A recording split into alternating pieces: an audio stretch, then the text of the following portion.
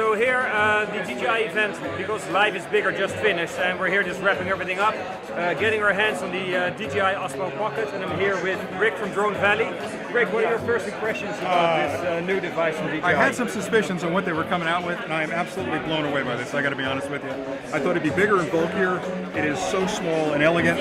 I mean, it's tiny in your hand, but the power that's packed in that tiny little case, 4K 60 frames a second, active track follow me mode, panorama, time-lapse. Slow motion. It's unbelievable. This is like a third generation product. Yeah. I think a big part that makes the Osmo Pocket so fabulous now is all the accessories you can get with it. So there's things like attachments you can actually plug in your microphone. There's an underwater case. I think you saw that one. I did, yeah, I loved it. Love it? Yeah, I think I that's also like the remote control. There's a base you can put it in that you can use Wi-Fi up to 10 meters away to actually control it from your phone. So you can set it up and control it like watching a different scene and stuff from pretty far distance away. They really thought this thing through.